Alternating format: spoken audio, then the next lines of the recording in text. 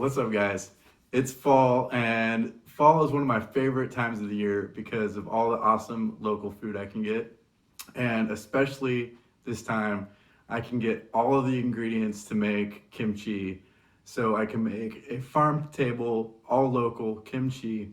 And the really cool thing about that is that when you ferment food, you lock in the nutrients. And a lot of times when you buy food at the grocery store, it's gone through all kinds of shipping and handling, and it's actually lost 30 to 60% of their nutrients by the time you get it home. And so I can go down to the farmer's market, buy vegetables that were picked that morning, take them home, ferment them, and then those nutrients are locked in at their peak freshness. And so I can do that today. I got everything to make a farm to table kimchi. I'm gonna do that for you, show you how it's done, and I'm really excited about this. I do it every year, and I have kimchi for the year. So let's head on over to the kitchen and I'll show you how it's done.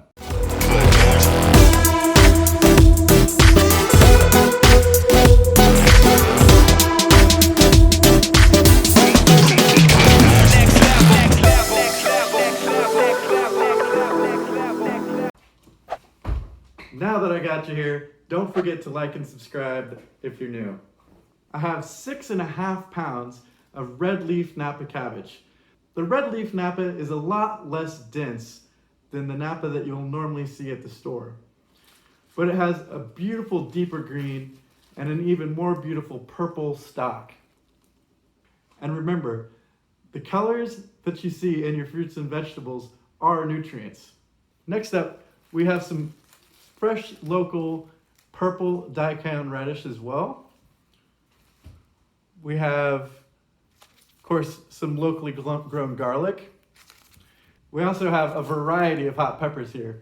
I don't know anybody in the area who grows red Korean hot peppers yet, although I do believe I've convinced a few people to do it next year, so we'll see about that. Instead, I have a variety of Pueblo chilies, jalapenos, serranos, and cayenne. And finally, the star of the show, baby fresh ginger. Baby ginger is a lot more floral than the cured ginger that you'll find at the store. You can actually just eat it raw. So I'll break off a piece here. So here's a fresh little piece here. And you can actually just eat it raw. Not only that, we can use these stalks and leaves as well. These leaves are good for stir fry, or chop them up like a fresh herb. But today, they're going to replace the green onion that you would normally use in a traditional kimchi, since green onion is not in season right now. You can also use the stalks just like you'd use lemongrass traditionally.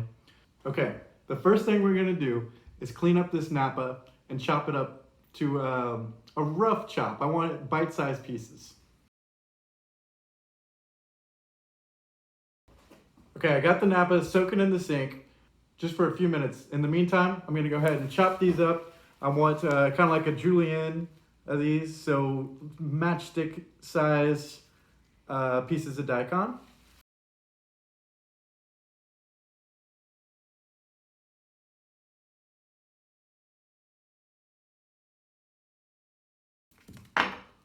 Let's go ahead and quickly peel our garlic. I'll show you a trick here.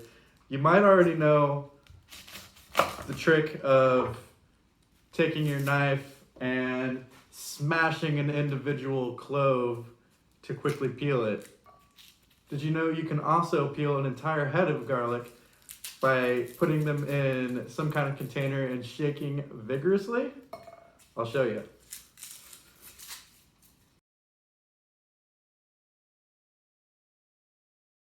So there might be a few here and there that need a little bit extra love, but it just comes right off. So that's how you quickly peel a whole bunch of garlic. Next, let's go ahead and break down this ginger. Get the stalks off of here. And I'm gonna keep use some of these leaves as a replacement for green onion.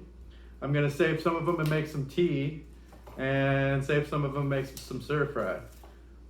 I'm gonna use a little bit of these stalks here as you would lemongrass, the baby part here, and then the rest I can make tea with it, or save it for soup stock next time I make soup stock.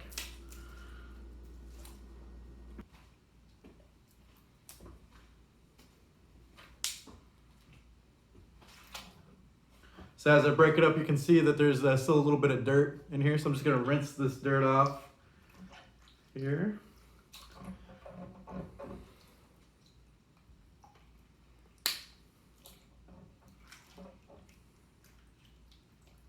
Okay. So we're gonna break all these rhizomes apart here so we can make sure to get all that dirt cleaned out.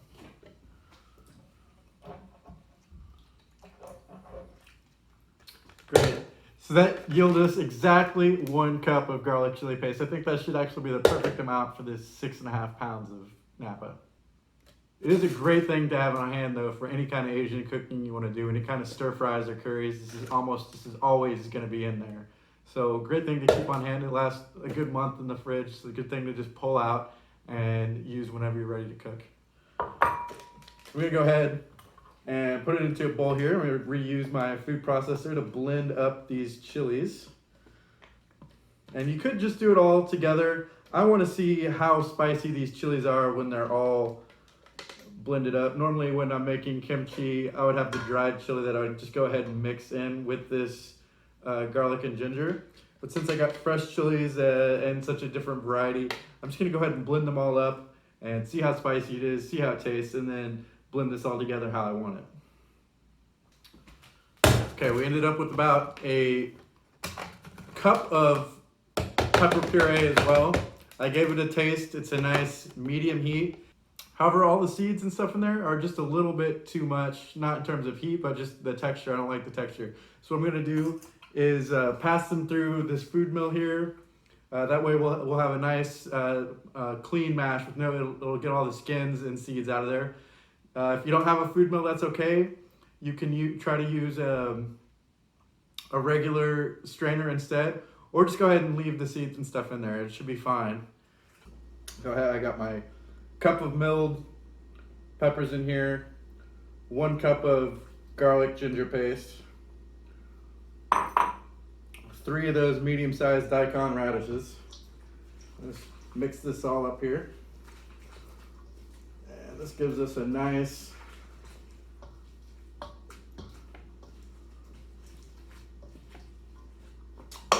paste to coat our cabbage here. So we'll go ahead and start chopping up this cabbage.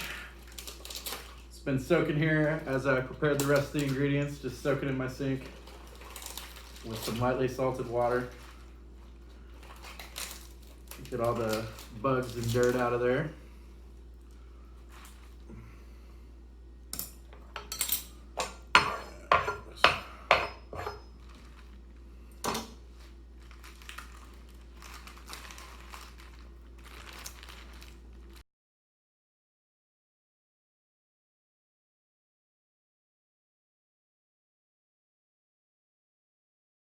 Now I got 3 ounces of salt here, and that's about 3% of the total weight of the cabbage.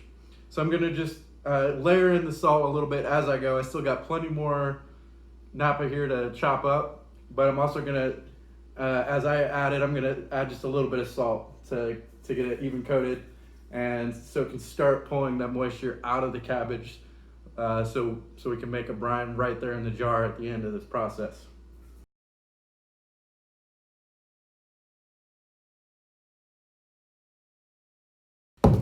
Okay, now I got all the cabbage chopped up. I'm gonna go ahead, I got my gloves on, I'm gonna just mix it together really good. Start pulling out all the juices from the cabbage. The salt, do that. We'll get the garlic and ginger and everything mixed in really well. Then we're gonna let it sit for 10 minutes and let the salt to continue to pull moisture out of this cabbage. Then we'll put it into a jar and press it down, seal it up, and wait about a month.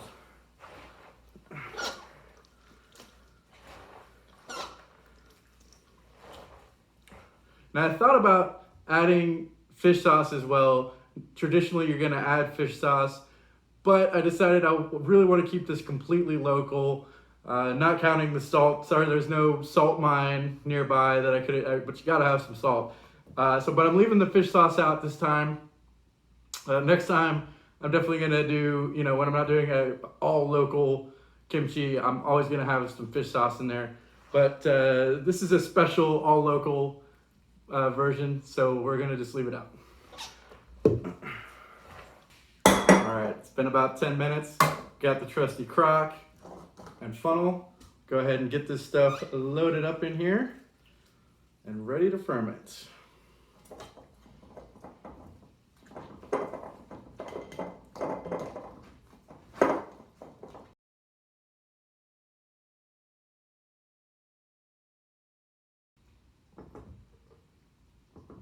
So our goal here is to get everything below this brine, all the leaves below this brine, so we can make a nice anaerobic environment for these bacteria to live in. Normally it's a little bit harder when you're using the dried peppers, but with these wet peppers, it's pretty soupy. So normally you gotta sit here for a good 5 minutes and really push down on it. But right now I'm pretty much done. In fact, I poured a little bit of the brine off.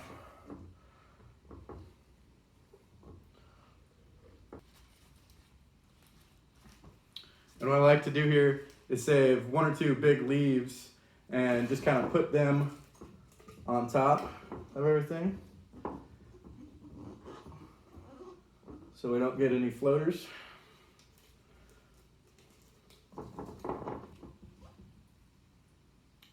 And that is it. And that's it. We'll go ahead and get a lid on this guy, throw it in the pantry for about 2 to 4 weeks, and then we'll be ready to try it. You can really try it anytime you want and see how you like it. Maybe you don't like it quite as sour as me. Maybe you just want to do a couple of days. That's perfectly fine too. Just try it as often as you like and see how you like. For me, about 2 to 4 weeks is perfect. I like it nice and sour. I think the longer you can wait, just the better it gets. So again, thanks a lot for watching today. I hope you found this informative. Please go ahead and give me a like and subscribe to my channel. I really appreciate that. Have a good day.